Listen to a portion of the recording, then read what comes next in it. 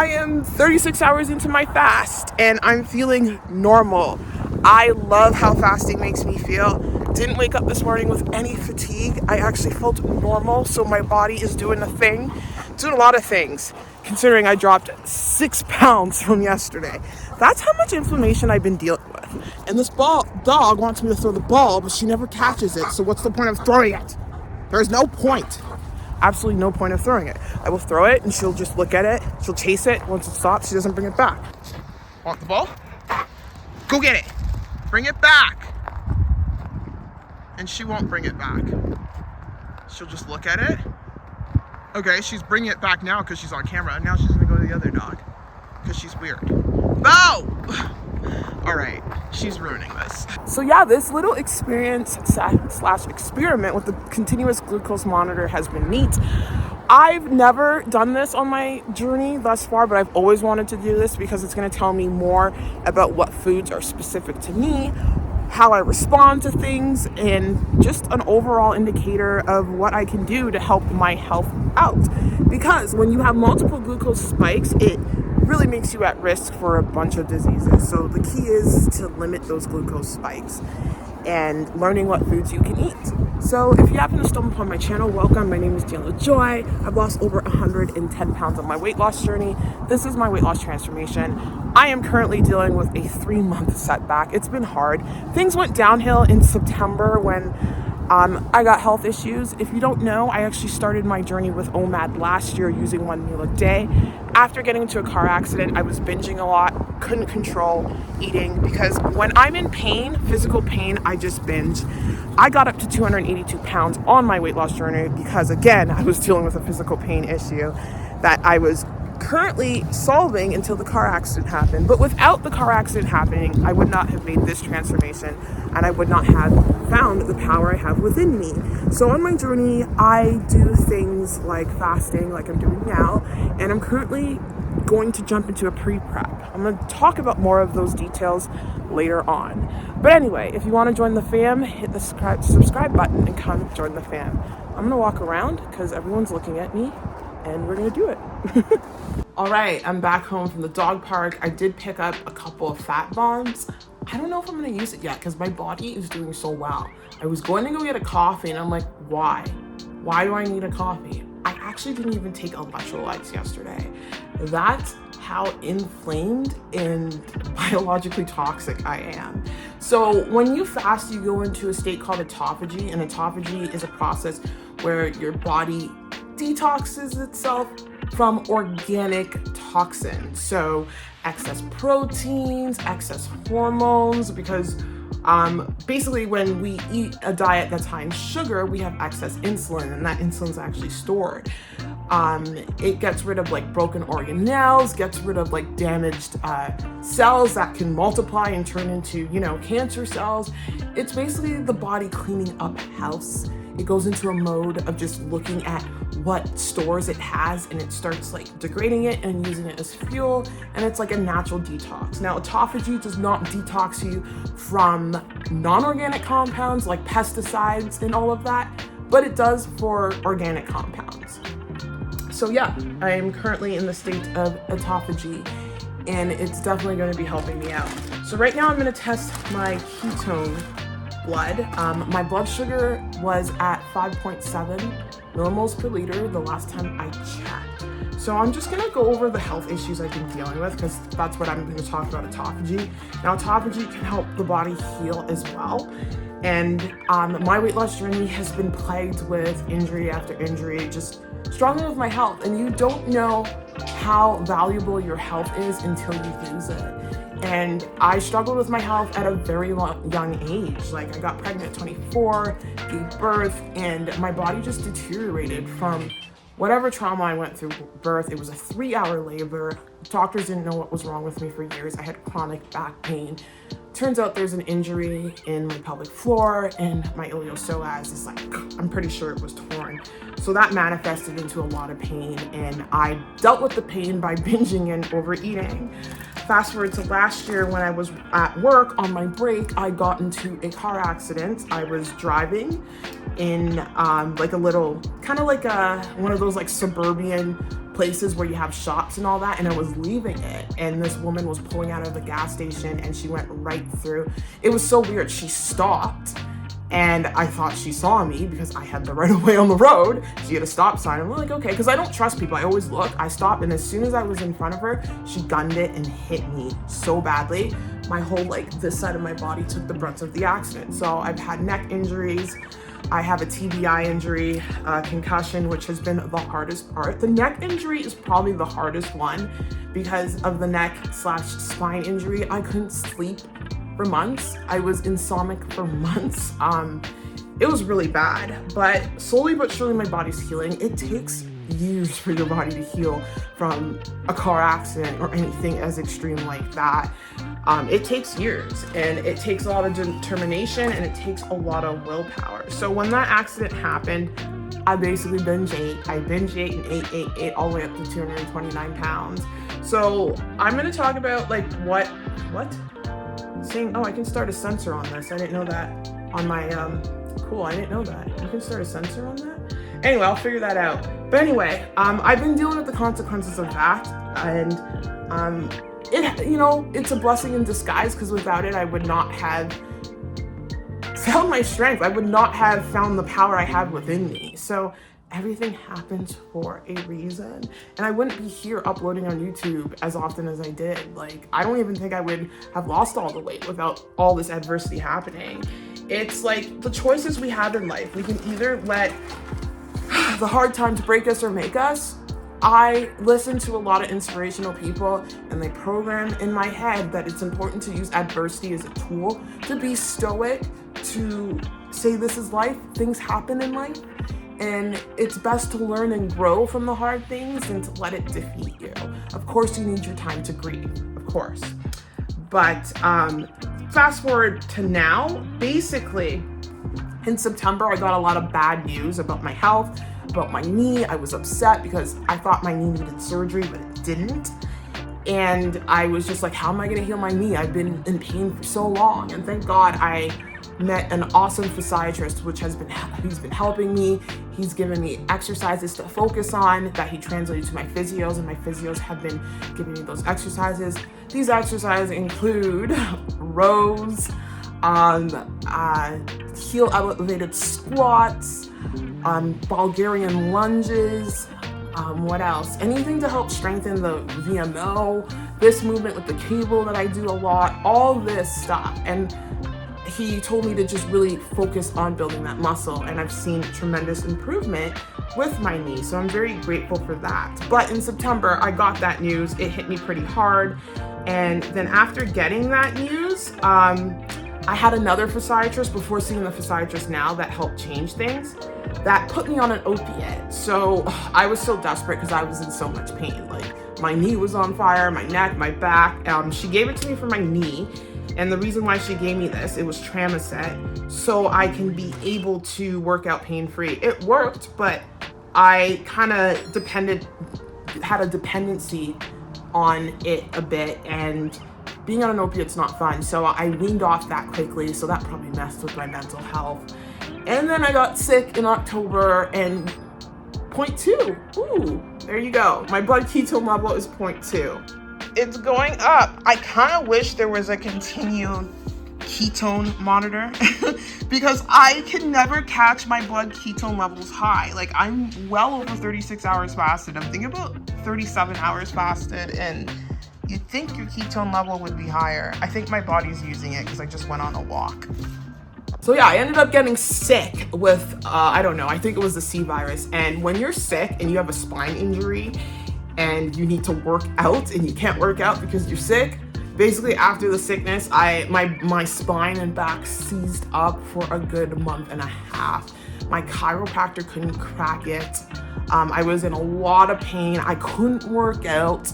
And then that's when then later on in November, December, that's when the chronic fatigue started setting in. So I'm wondering what's going on. And I'm using this fast to help target my chronic fatigue. Again, I spoke about this yesterday. I didn't talk to the glucose goddess, but I watched an interview from the glucose goddess, and chronic fatigue is definitely can be related to constant insulin spikes. So when you fast and you do all this stuff and you keep your blood sugar at a low kind of place, it definitely can help deal with chronic fatigue. Because I've heard a lot of people are tired. Like, even my son's having chronic fatigue. He eats a lot of sugar. That's something I need to stop, like the DUCE, and cut him off. And his dad gave him a bunch of chocolates. I'm like, no, he needs to eat healthy. I don't care if my son's not overweight. It's still gonna affect him in other ways. But we are having an epidemic of chronic fatigue. If you're in your 30s, you should not be tired. I see 50-year-olds with more energy than I have. I see like 60-year-olds with more energy than a lot of 30-year-olds these days. I shouldn't say what I have. I have a lot of energy right now. I am dealing with the chronic fatigue, which is probably my body's response to all of the stresses I went through from recovering from this accident and just constantly being in a chronic pain. Like, being in that much chronic pain sucks. But, you know, it's been a journey. I'm here. I'm able to work out when I can. I have to take like a good 3 days off working out, but I do have a plan. I'm gonna do a separate video talking about this, but basically I found my pre-prep coach. I'm gonna be working with someone who's familiar on my channel. If you've been watching my channel since 2020, you may know who this person is.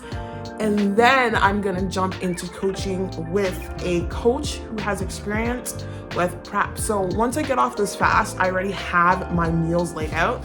I have specific meals, I got specific calories. We are looking at 2,100 calories this time. We're gonna go a little higher, and then we're gonna start there, and then we're slowly break it down. And yeah, we're gonna get it done. And then I'll be doing that for a bit, and I'll explain it more in the other video, but I'm super excited. I just want to be able to work out. I really do. I just want to be able to work out, and I'm fasting so my body can figure out this chronic fatigue issue out, reset itself. So it could be my adrenal glands are overwhelmed. I don't know what's going on, but taking some time and, you know, taking some time off and relaxing should help. But like this year I learned that the importance of taking breaks. So I did say this outside. I am gonna stop dieting on March 27th. I'm slowly, incrementally dieting because A, I don't have a lot of weight to lose to go to where I wanna be. And B, I wanna give my body a chance. I think cutting the calories too low for too long was definitely detrimental to me. And that's, as you guys know, I was working with another coach who's absolutely not professional at all. So it's nice to be working with coaches who are professional, who actually can give you meal plans and give you nutrition guidance and give you specific meals to eat, give you a macro number and everything. It's nice to be with a coach that's not gonna be like, oh, you have all these injuries, I'm not gonna work with you, blah, blah, blah. On the coach that I'm working with, on their app, they actually have a section where you talk about what injuries you're dealing with. So she knows all of my injuries and she knows what exercises I need to do. So it's, you know, I was kind of like worried about jumping into coaching with my real prep coach because I had PTSD working with the last coach I had. And I thought they were gonna be like, well, she's too injured, blah, blah, blah. But thankfully, the coach I'm working with now understands the importance of exercise while being injured. And all the exercises she has given me is targeting muscles that I need to work on and get stronger. Anyway, I'm talking a lot. That's my little spiel there. But yeah, I'm excited to start my 2024 journey, and hopefully by the end of next year, I will be shredded. I'll be shredded because that's the plan. I'm gonna be shredded and I'm gonna stay semi-shredded. I don't want to stay shredded, but it's easy for me to get fluffy again. It's not hard, but at least have more muscle, you know? Anyway. This is the first thing I'm gonna be taking during this fast that has not been water. This is my little gut health drink. So this is 2 squeezed lemons, and then I'm gonna add a splash of apple cider vinegar and some cayenne pepper and drink it. I should probably drink this with water. I should probably dilute it with more water. So I'm gonna do that. I'm gonna check my blood sugar right before I do it and then check it half an hour later to see what happens.